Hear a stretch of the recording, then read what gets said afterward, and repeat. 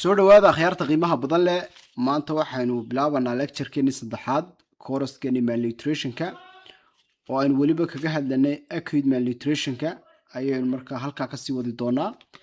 maanta lecture-keeni wuxuu ku saabsan yahay diagnosis of acute malnutrition and admission criteria ayuu ku saabsan yahay marka in la diagnose gareeyo si loo ogaado markaa acute malnutrition-ka iyo markaa admission criteria-da oo ah markaa inay u baahan caruurtiin in la dhigo markaa wardkii ee criteria-da loo eegayo iyo in outpatient noqdo ayaynu ku eegi doonaa iyo sida loo baaro markaa acute malnutrition-ka caruurta markaa acute malnutrition-ka aynu baari doonaa. markaynu sameynno markaa diagnosis of acute malnutrition-ka sidaynu ku ogaan karno saddex dhinac baynu ka eeganaa amba saddex criteria kusoo saarna. kow qodobka koowaad waxa weeye inaynu baadhno weight for height-ka inagoo calculate garaynayna oo markaa weliba isticmaalala inagoo isticmaalala WHO growth standard-ka oo loo aqaano SAT score-ka. waxaa jira WHO hay'adda caafimaadka adduunku table amba jantus ay samaysay oo laga soo qaatay markaa standard population-ka caruurta caadiga normalka oo markaa marka la calculate gareeyo weight-ka iyo height-ka caruurta la cabiro lagu qiimeeyo ayaa jira kaasaynu isticmaali doonaa markaynu samaynayna practicalka SAT score baa leedahay. marka saddexda criteria lagu baraa ka koobaad waxa weeyaan weight for height way inagoo weliba isticmaalana WHO growth standard-ka anagoo isticmaalana ayaynu ku isticmaali doonaa. weliba waxaa la kala saarayaa sexka loo kala saaraya caruurtii male iyo female baa loo kala saaraya inamadii iyo hablihii ayaa loo kala saaraya marka qaarkood miisaankii iyo dhararkii banayska ka mid ka noqonayn marka labadaa chantusba waynu arki doonaa.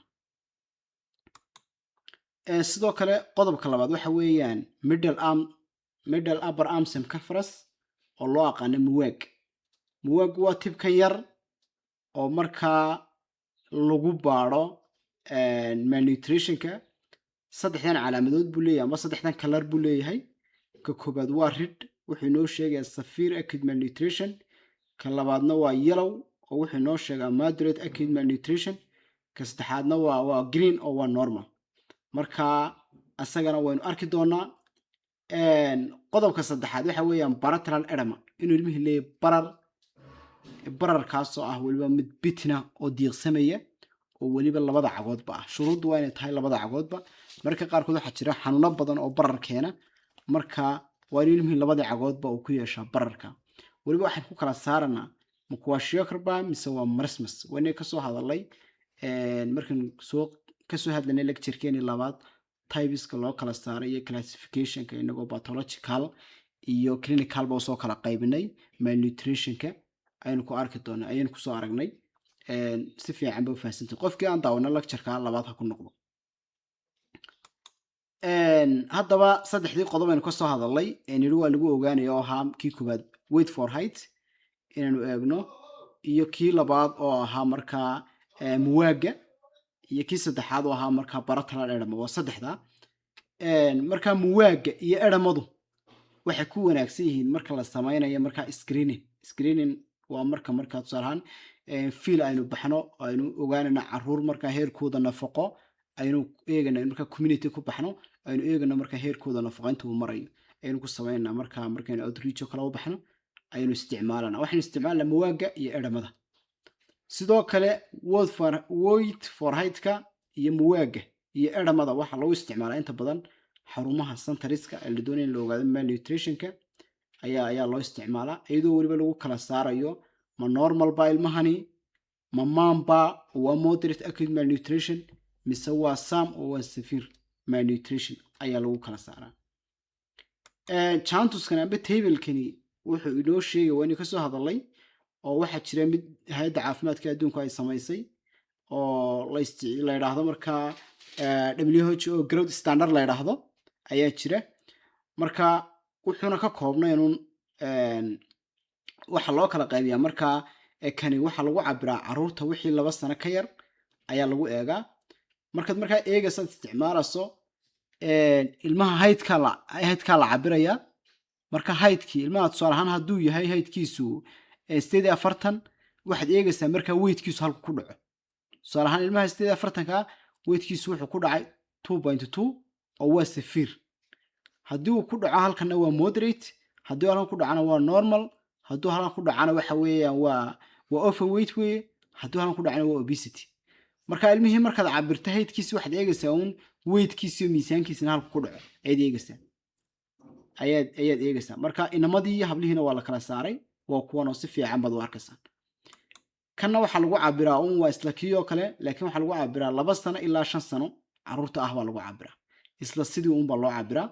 mid kasta markaa practicalkiisana waynu arki doonaa. marka la cabirayo heydka ilmaha waxaa la eegaa haddii uu 82 sentimitir ilmuhu ka yar yahay, 82 sentimitir hadduu ka gaaban yahay, jiifka lengthka la cabiraa, jiifka loo cabiraa. baalka yar xarumo caafimaadka waa ku arki doontaan, oo markaa xaggan baa lagaga soo kaxaynaya, halkan buu numberska ku leeyahay. marka hadduu ilmuhu ka yar yahay, qodobkaas waa qodob muhiim ah. hadduu 82 sentimitir ka yar yahay, jiif baa lagu cabiraa, light ayaa loo cabiraa.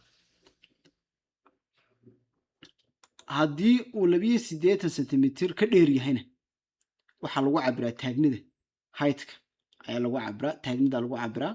waad arki doontaan markan practicalka idinku tusaya si fiican u arki doontaan insha Allah. kanna waa muwaagii.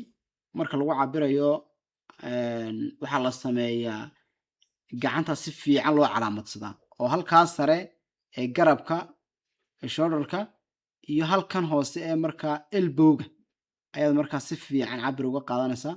dabeetana bahalkii la tibki muwaagii baad saa u saaraysaa, dabeetana halka centerka ayaad calaamadsanaysaa ka qaadanaysaa, halkaasaad markaa ka cabiraysaa. waa kan iyadoo lagu xidhay, si lagu xidhay waad arki doontaa. waa kii markaa 3 kalar lahaa, amba wuxuu noqonayaa markaa 3diisii kalar inuu noqdo casaan oo ah markaa severe malnutrition, iyo inuu noqdo markaa yellow oo markaa moderate, iyo inuu noqdo markaa green oo normal ha. marka waad iyadana waan si fiican baynu arki doonaa. marka waxaa la yiraahdaa marka la joogo gaar ahaan xarumahan caafimaadka ee Soomaaliya, inta badan coloriska laguma xisaabtamo, laakiin cabirka ayaa la qaataa. tusaale ahaan ilmuhu haddii uu ka hooseeyo 215 millimeter, waxaa la yidhaha waa severe acute malnutrition. wixii 115 ka badan 5 iyo 125 ka hooseeyana waa moderate acute malnutrition wey. wixii markaa ka badanna waa normal, oo waxa weeye waa non malnutrition wey. markaa kan baa inta badan la qaataa. colorisku waxbaa ka yara qaldan muwaagan wadankeena lagu isticmaalo, markaa coloriska inta badan lama doorbido marka la sameynayo marka cabirka. wanagii ka soo hadalay diagnosiska waxa ku jira marka bilateral edema inuu ilmihii barar leeyahay. bararkaasoo marka ah 2 cagoodba wuxuu inoo sheegayaa marka waliba inuu tahay malnutrition as type, inuu yahay marka kuwa shiokar inuu yahay ayuu inoo sheegayaa. waa inuu noqdaa marka ayuu inoo sheegayaa. marka waliba edamadii baynu sii dur istaaganayo oo sii cabirana. tusaale ahaan haddii ilmuhu 2 cagoodba ka bararsan yahay, waxaa dhahna waa 1+. haddii 2 cagood feet waxaa la dhahaa intaa hore, hadduu 2 cagood ilaa markaa jilbaha agteeda ilaa jilbaha uu ka bararsan yahay, waxaa dhahna waa 2, waxa weeyaan waa 2+. haddii markaa cagaha iyo gacmaha iyo wejigaba ilmuhu ka bararsan yahay, waxaa dhahna waa 3+.